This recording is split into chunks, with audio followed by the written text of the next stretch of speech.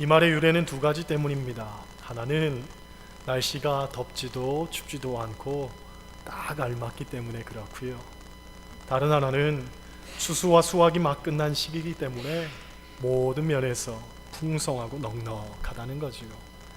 그래서 옛날 머슴을 거느리고 있는 집에서도 추석 때만큼은 머슴들에게까지도 꼭 새 옷을 장만해 줬다고 합니다.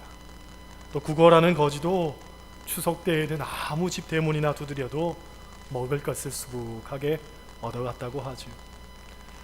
올해 추석 연휴는 유난히도 깁니다.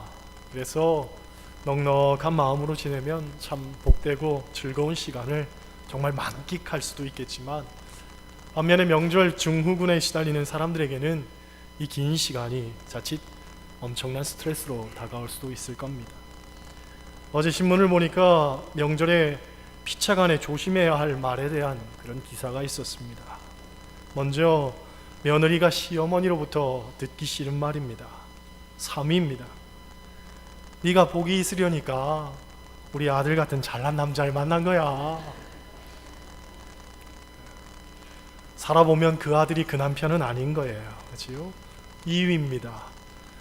오랜만에 만났는데 우리 아들은 말랐는데 너는 살쪘구나. 스트레스 살이라는 걸 잘 모르시는 거죠. 1위입니다. 곧 있으면 시누이 오는데 좀 더 있다가 보고 가야지. 빨리 좀 보내주세요. 그죠? 이 말을 며느리들이 싫어한다고 합니다. 시어머니도 며느리로부터 듣기 싫은 말이 있습니다. 3위, 어머니 짜요. 음식이 짜요. 음식에 대해서 평가하는 건 시어머니들이 싫어한다는 거죠. 2위입니다. 어머니 그런 건 말 안 해주셔도 요즘 인터넷 보면 다 나와 있어요. 아주 잘났어 정말. 그죠? 1위입니다. 1위, 아들 흉보는 말은요 무슨 말이든 다 싫어한다는 거예요. 그러니까 시어머니한테는 고자질을 해서는 안 됩니다. 누워서 침 뱉는 격이죠. 여러분 삼가 배려하고 조심해서 추석을 알차고 즐겁게 보내시길 바랍니다. 오늘 본문은 열매에 대한 이야기입니다. 여러분 추석이 추석다운 것은 풍성함 때문이고 가을이 가을다운 것은 열매와 수확 때문입니다. 농부가 한여름의 땀의 노고를 모두 잊어버리고 큰 기쁨과 보람을 느낄 수 있는 것은 가을에 풍성한 수확이 있기 때문에 그렇죠. 그래서 가을은 그 어느 계절보다도 풍요롭습니다. 이 가을의 풍요로움 결실을 노래한 육당 최남선 시의 가을이라는 시가 있습니다. 밤은 아람이 굵고 대추는 볼이 붉구나. 감은 침이 들고 배는 거품이 얇구나. 가을의 풍성은 과실이 먼저 알리는구나. 그런 시입니다. 가을의 수확이 주는 기쁨을 아는 자만이 부를 수 있는 그런 아름다운 노래죠. 그러나 이 결실과 수확이 꼭 자연계에만 있는 건 아닙니다. 농부가 익은 곡식을 거둘 때의 그 환희와 보람을 맛보듯이 여러분 우리 인생에서도 환희와 보람을 느끼는 때가 있습니다. 어떤 의미에서 보면 우리 인생은 매일 무엇인가 심고 거두는 생활의 연속입니다. 우리는 과거에 심어놓은 것을 지금 거두고 있죠. 또 미래의 수확을 위해서 지금 무엇인가 심고 있습니다. 이것은 반드시 결실하게 됩니다. 우리 당대에 거두지 못하면 우리 후손들이 반드시 거두게 될 겁니다. 심은 건 거두게 되어 있는 거예요. 여러분은 금년에 어떤 열매를 심었고 그래서 거뒀고 또 거둘 것을 기대하고 계십니까? 저 개인적으로는 올 가을 가장 귀한 열매를 거뒀습니다. 언젠가 우정식 권사님이 저에게 하시는 말씀이 목사님 전도 좀 하세요 그러는 겁니다. 그래서 내가 전도를 못해서 권사님한테 책망을 듣는구나 하고 자책을 하고 있었는데 이제 둘째 나올 때 됐잖아요 하고서 농을 던지는 겁니다. 그제서야 제가 알아듣고서는 권사님 제가 노력해 보겠습니다 그랬는데 둘째가 생긴 거예요. 그래서 제가 제일 먼저 우 권사님한테 대뜸 만나가지고 권사님 제가 전도했습니다 그랬더니 그때는 또 권사님이 못 알아듣는 거예요. 무슨 말인지. 여러분 삶에도 결실이 있으시기를 소원합니다. 시성으로 추앙받는 인도에 타고르는 죽음이 나의 문을 두드릴 때 나는 당신 앞에 생명이 가득 찬 풍성한 열매를 갖다 놓겠습니다. 이런 유명한 시를 썼습니다. 그러나 정말 죽음이 우리의 인생의 문을 두드릴 때에 우리가 하나님 앞에 풍성한 열매를 보여드리려면 과연 우리는 어떻게 살아야 되는가? 예수님은 열매 없는 무화과 나무를 저주하셨습니다. 열매 없는 나무는 뽑아버리라고 하셨죠. 그래서 마태복음 3장 10절 말씀 보면 이미 도끼가 나무 뿌리에 놓였으니 좋은 열매를 맺지 아니하는 나무마다 찍어 불에 던지우리라 하고 말했습니다. 우리의 인생에, 우리의 삶에 열매가 얼마나 중요한지 우리에게 가르쳐주는 말씀입니다. 성경은 크게 7가지 열매에 대해서 우리에게 가르쳐줍니다. 마태복음 3장 8절 말씀 회개의 열매입니다. 빌립보서 1장 11절 의의 열매입니다. 야고보서 1장 17절 선한 열매, 아가서 4장 16절 아름다운 열매, 에베소서 5장 9절 말씀 빛의 열매, 갈라디아서 5장 22절로 23절 성령의 열매, 그리고 전도의 열매. 이 열매들을 우리가 맺고 살아야 된다는 거죠. 오늘 본문은 그 가운데서도 전도의 열매에 대한 예수님의 말씀입니다. 본문 34절 35절 말씀 같이 한번 보겠습니다. 같이 읽습니다. 예수께서 이르시되 나의 양식은 나를 보내신 이의 뜻을 행하며 그의 일을 온전히 이루는 이것이니라. 너희는 넉 달이 지나야 추수할 때가 이르겠다 하지 아니하느냐? 그러나 나는 너희에게 이르노니 너희 눈을 들어 밭을 보라. 희어져 추수하게 되었도다. 할렐루야. 여기서 예수님이 말하는 추수는 영혼의 추수죠. 사람을 추수할 대상으로 본 거예요. 유대인은 정말 상종도 하지 않는 사마리아 여자가 예수님을 전하러 동네에 들어간 것을 보시고 제자들에게 하신 말씀입니다. 이 말씀은 예수님은 영혼을 추수하러 온 추수꾼입니다. 여러분 이것을 아셔야 됩니다. 예수님의 관심은 오직 전도의 열매였습니다. 그래서 마가복음의 기자는 예수님의 하루를 이렇게 소개하죠. 새벽 오히려 미명에 예수께서 일어나 나가서 한적한 곳으로 가서 거기서 기도하시더니 시몬과 및 그와 함께 있는 예수의 뒤를 따라가 만나서 가로되 모든 사람이 주를 찾나이다. 이르시되 우리가 다른 가까운 마을로 가자. 거기서도 전도하리니 내가 이를 위하여 왔노라 하시고, 이에 온 갈릴리에 다니시며 저희 여러 회당에서 전도하시고 귀신들을 내어 쫓으시더라. 할렐루야. 예수님의 하루의 일과는 전도하시는 그런 일과였다는 거예요. 주님이 이 세상에 오신 분명한 단 하나의 목적은 전도라는 거죠. 전도. 할렐루야. 예수님은 중요한 순간마다 전도의 명령을 하셨는데 부활하신 후에 제자들에게 처음 나타나셨을 때에도 하셨던 말씀이 전도 명령이었습니다. 요한복음 20장 21절 말씀, 예수께서 또 이르시되 너희에게 평강이 있을지어다. 아버지께서 나를 보내신 것 같이 나도 너희를 보내노라. 부활 후 승천하시기 전 40일간 지상사역을 하실 때에도 제자들에게 유언처럼 하셨던 말씀이 전도 명령이었습니다. 마태복음 28장 19절로 20절 말씀, 그러므로 너희는 가서 모든 민족을 제자로 삼아 아버지와 아들과 성령의 이름으로 세례를 베풀고 내가 너희에게 분부한 모든 것을 가르쳐 지키게 하라. 볼지어다 내가 세상 끝날까지 너희와 항상 함께 있으리라. 할렐루야. 예수님이 승천하실 때에도 전도 명령이었습니다. 사도행전 1장 8절 말씀, 오직 성령이 너희에게 임하시면 너희가 권능을 받고 예루살렘과 온 유대와 사마리아와 땅끝까지 이르러 내 증인이 되리라 하시니라. 여러분, 전도는 예수님의 가장 큰 관심이자 반드시 우리가 해야 되는 일인 줄 믿습니다. 그런데 어떻게 그러면 전도해야 되겠습니까? 세계복음화 전도협회에 따르면 전도의 유형이 여러 가지가 있지만 그중 가장 영향력 있는 전도는 관계전도라고 합니다. 관계전도. 이를테면 교우들에게 목사의 설교가 더 영향을 미칠까, 아니면 교우들의 간증이 더 영향을 미칠까 살펴보면 당연히 교우들의 간증이라는 거예요. 목사의 설교는 목사님이니까 저렇게 말하는 거 당연하지, 당연하게 생각하기 때문에 설득력이 오히려 약하다는 거죠. 그런데 교우들의 간증은 자기들과 똑같은 입장에서 똑같은 삶을 사는 사람이 달라지고 변화되고 놀라운 체험을 했다는 점에서 강력한 권고의 힘을 갖는다는 거죠.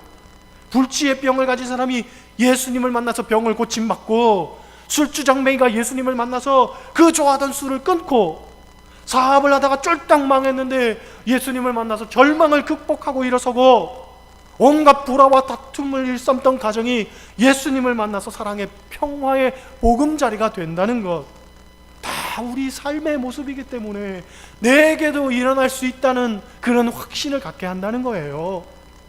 마찬가지입니다. 세상에서 믿지 않는 사람들과 만날 때에도 예수 믿으라고 하면서 마치 예수님 없는 것처럼 산다면 그 말이 설득력을 갖기는 힘들 겁니다. 그런데 예수 믿는 사람이 세상 사람들과 전혀 다른 거지요. 본받을 점이 많고 무슨 일이든지 긍정적이고, 험담하거나 남을 비난하는 말 대신 늘 격려하는 말, 힘을 북돋우는 말, 자신을 낮추는 말을 하고 삽니다. 그리고 언제든지 얼굴은 천사와 같이 환한 표정을 짓고 삽니다.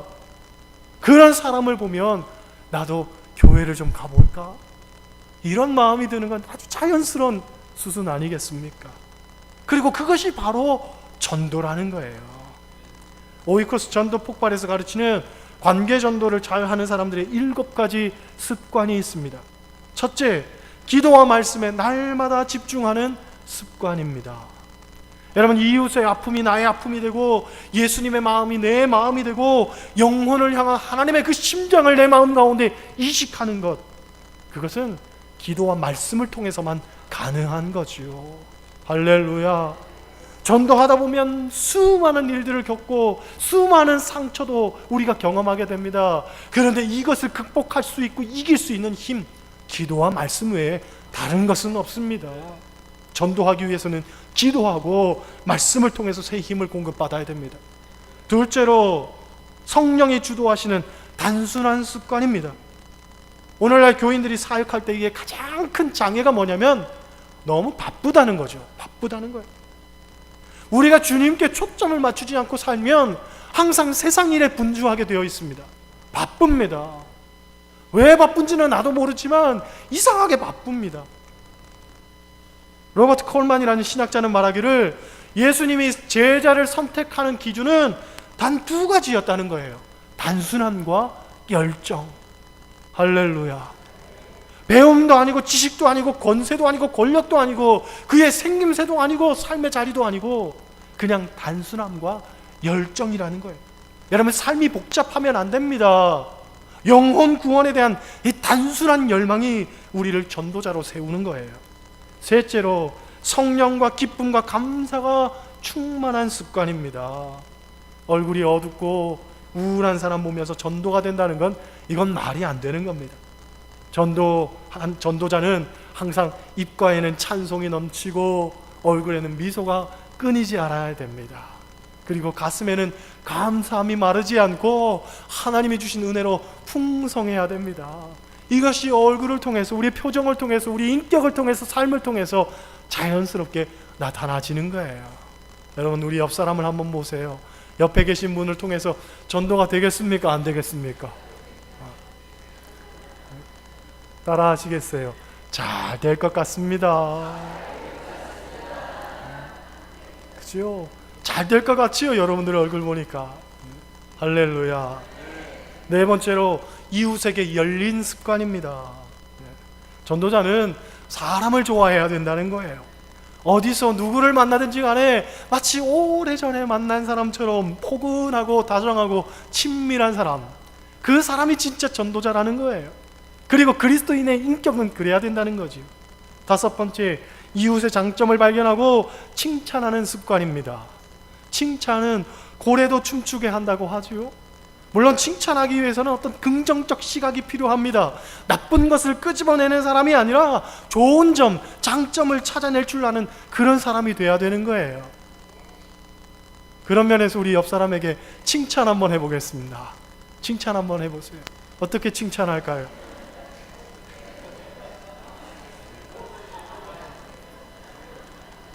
할렐루야.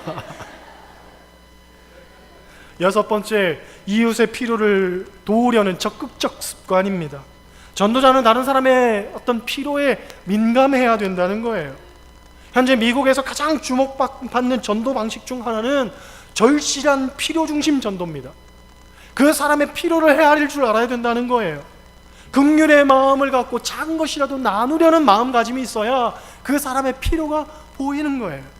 7번째, 신뢰관계를 구축하는 지속적 습관입니다.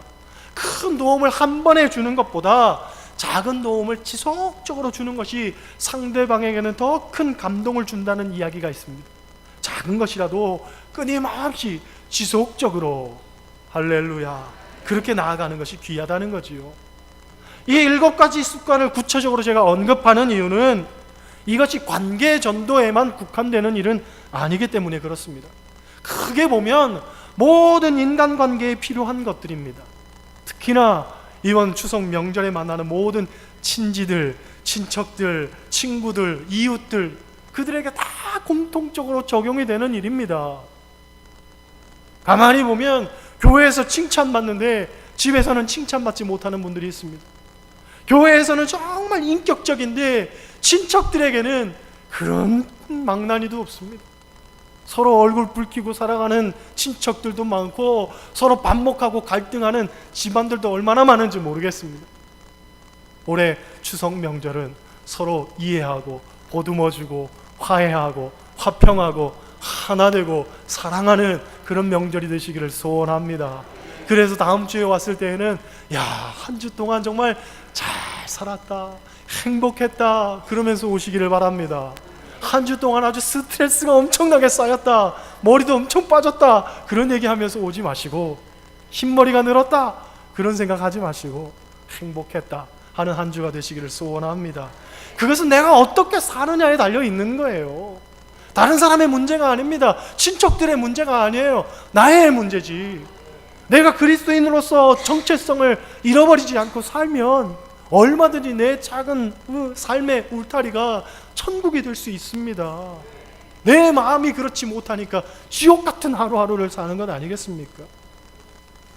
다시 말하면 그리스도인은 달라야 됩니다.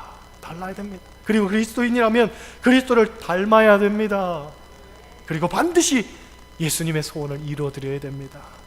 우리가 잘 아는 무디 목사님이 전도의 능력과 비결에 대해서 말씀하시기를, 자기는 하나님의 사랑과 예수님의 그 구원의 사건을 적어도 하루에 한 사람에게는 전하겠다 하고서 하나님과 약속을 했다는 거예요.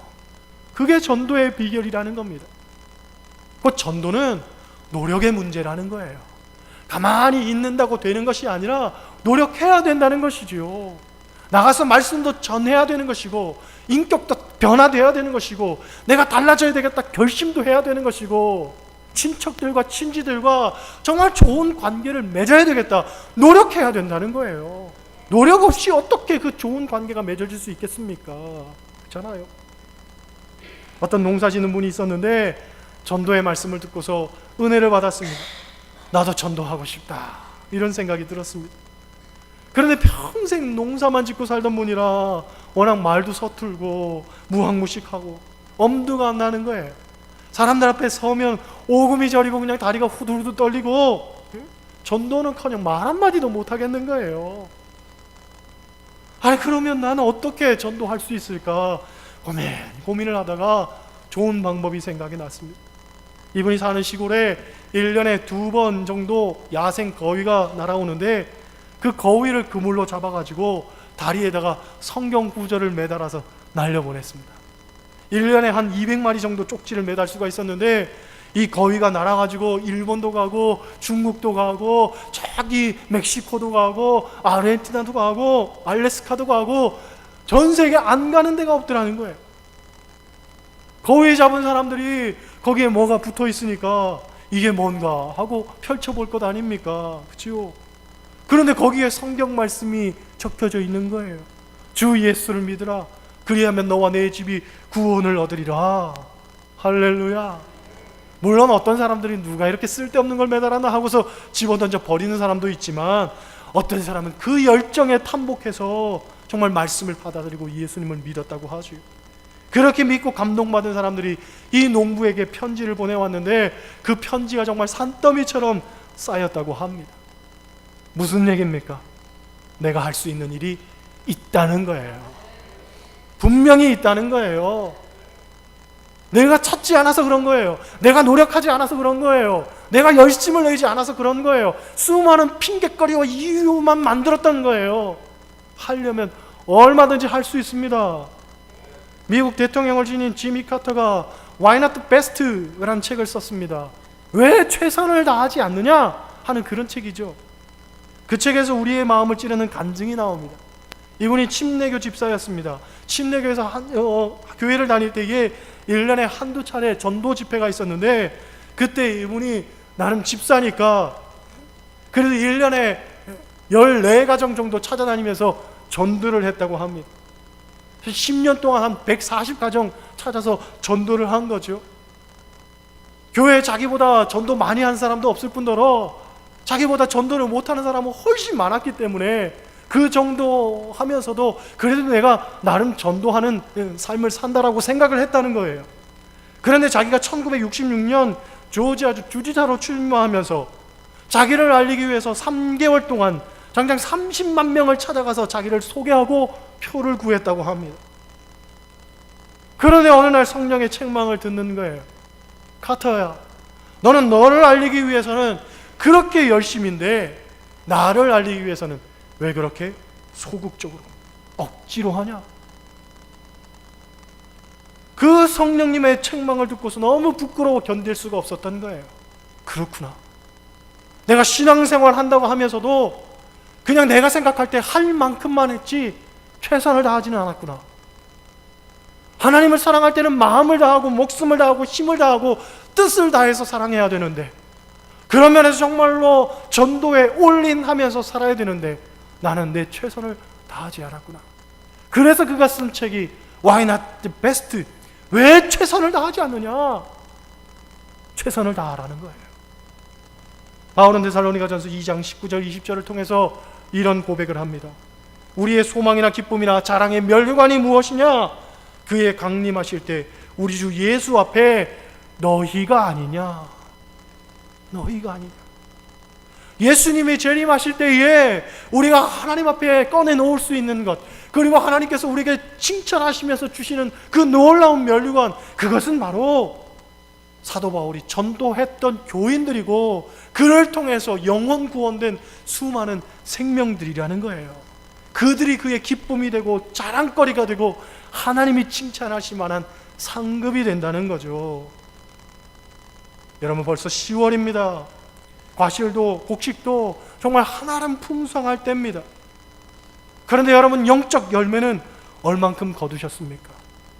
올 한 해 수많은 시간들이 있었고 여러분들에게 수없이 주어지는 하나님의 은혜가 있었는데, 과연 나는 그 은혜에 보답하면서 하나님의 영광을 위해서 얼마나 많은 열매를 맺기 위해서 노력하며 살았는가? 그리고 그 노력이 내가 생각하는 어떤 노력이 아니라 하나님이 보실 때에 최선의 노력이었는가? 한번 돌아보시면서 여러분, 이번 추석 명절 여러분의 가정과 집안의 전도의 좋은 기회로 삼으시고 올 한 해가 가기 전에 전도의 열매를 하나름 안고 하나님 앞에 나올 수 있기를 주님의 이름으로 간절히 축원합니다. 기도하시겠어요? 하나님,